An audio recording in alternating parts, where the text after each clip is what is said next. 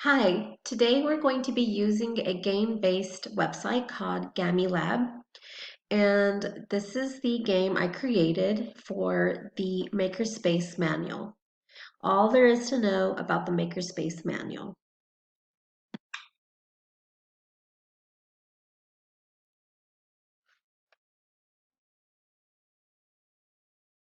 For this website, I will say that it's great for students that have sensory issues.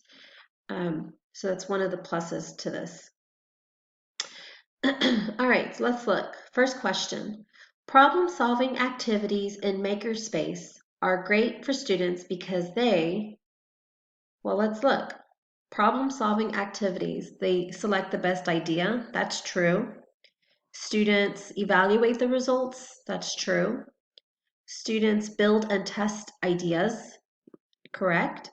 Students explore information and create ideas. And identify the problem. Correct. All of these are great for students when working with problem solving activities. So this is great for a makerspace where you give the kids a problem, say, hey, how can we figure this out? And then the students can dive into it. They're picking the best idea, they're building it, they're testing it. So this problem solving activities are great for makerspace. So I click finish and I got all questions correct. So I'm going to go to my next question.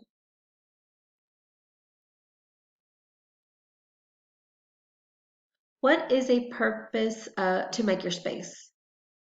Let's see, a purpose for Makerspace, let's see, gives students the opportunity to explore their own interest. Yes. A way for students to make a mess without getting in trouble? No. Busy work for students? No. A lot of times some people think, oh, makerspaces is just something to keep them busy, which, yes, they are staying busy, but there are positives to it. You are giving students the opportunity to explore.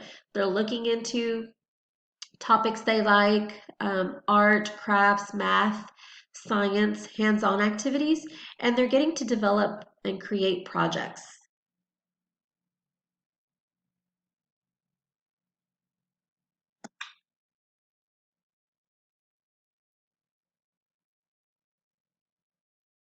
What is the UTEC model and what does each letter stand for? Well, the UTEC model is a implementation and use of makerspaces. It is not a teaching method and it is not a collection development. UTEC stands for using, tinkering, experimenting, and creating. All of these are used for implementing maker spaces. You're exploring, students are enjoying, they're tinkering, they're researching questions. Students have the opportunity to experiment, build, and in this stage, they're also learning how to fail, which is something that a lot of students have a hard time accepting. And then they are uh, creating. They have a final product.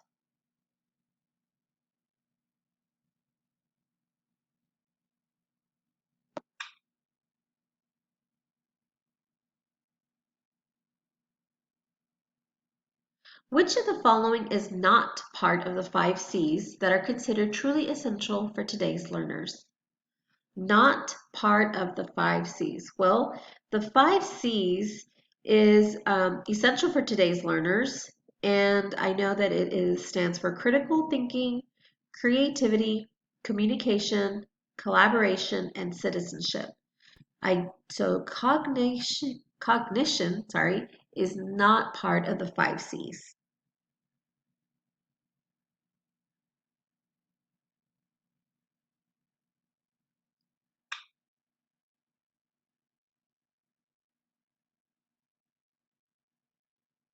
Consider brain growth. The left brain is more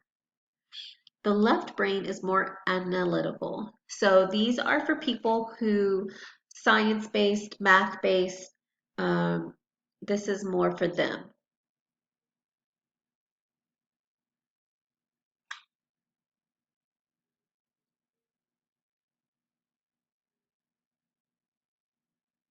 consider brain growth. The right brain is more artistic and emotional.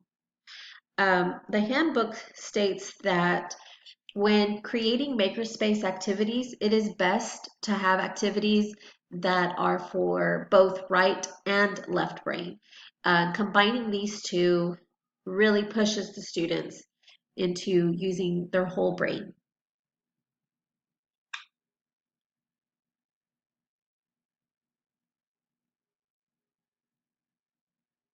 Blank says that talents and abilities can be developed through effort. So, fixed mindset, growth mindset. I believe that a growth mindset says that talents and abilities can be developed through effort.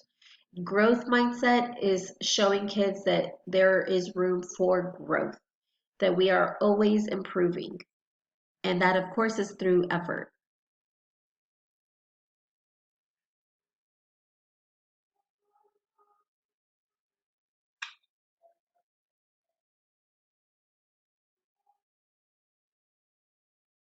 When operating from a blank, learners strive to look smart and resist trying to master difficult concepts.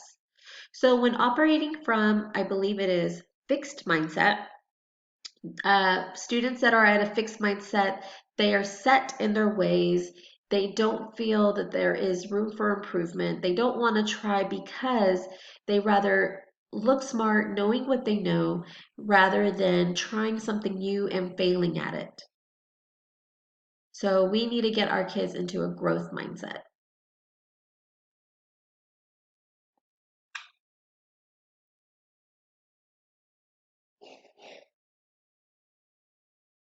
Educators are encouraged to praise students for their intelligence or hard work. Well, sometimes it's really easy to tell students how smart they are, but really, educators are encouraged to praise students for their hard work. Showing kids that we appreciate them working hard um, lets them know that we are praising them for those work ethics.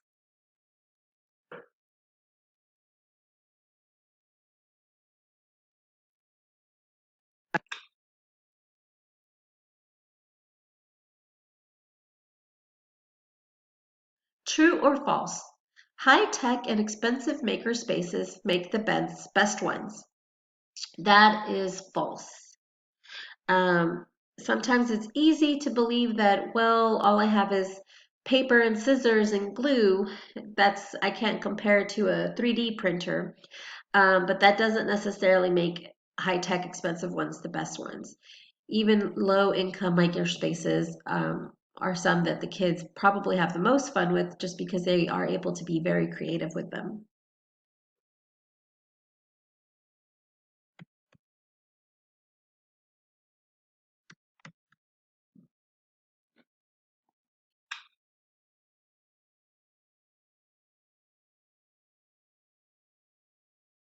True or false?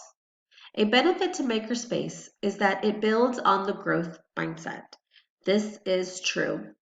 Makerspaces are great for the growth mindset because they give the students an opportunity to work and experiment and try new concepts. And if they mess up or fail, it's okay. They can try again. And so we're really pushing those kids into thinking, okay, there's more room for improvement. How else can I get better?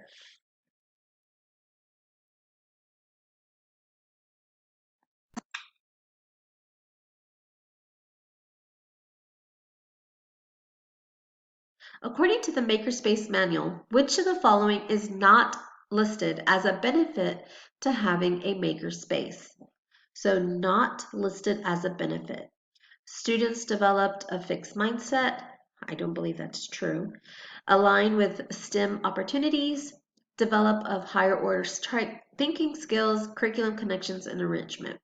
According to the Makerspace Manual, um, these three are definitely listed as having benefits. Students developing a fixed mindset is false.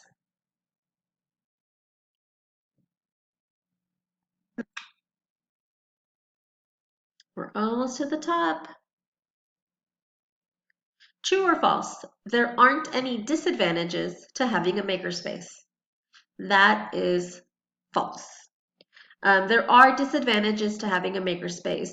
Cost, time consuming, possibly mess, having the space for it. Those are some disadvantages that educators face when wanting to create a makerspace.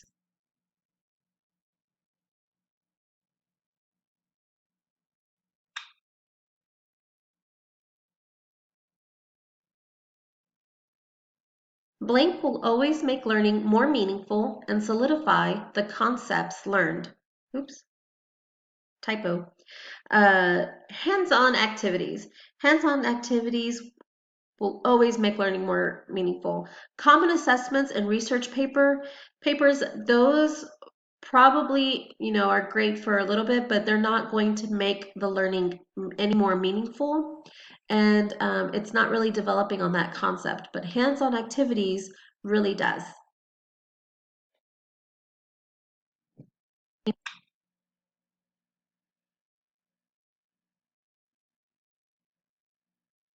Which of the following traits is not part of the American Association of School Libraries, AASL, Learning for Life initiative?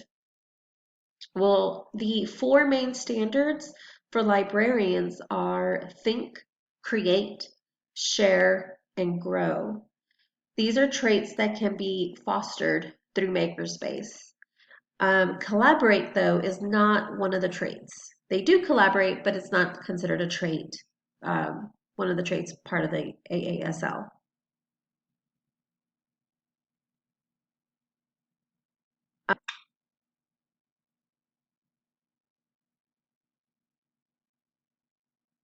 True or false? Makerspaces should only be held in the library. That is false. Makerspaces can be held anywhere in the classroom. A lot of teachers are starting their own makerspaces. Science teachers using a lot of hands-on activities. So it's not just the library. Last question. Woohoo! He made it home. Which of the following are considered considerations for the space needs of a makerspace? So you probably do need to think about storage area. You do need to think about, is internet access required? You do need to think about flexible movable furniture, and do you have a spacious area? These are just a few considerations when thinking of needs of a makerspace. Where do you want it? How big? Um, are you going to need outlets? Is there going to be electricity or internet being used? Where are you storing everything? So these are all considerations that are part of the beginning steps of creating your own makerspace. Yay! Our little panda made it all the way home. Thanks for playing.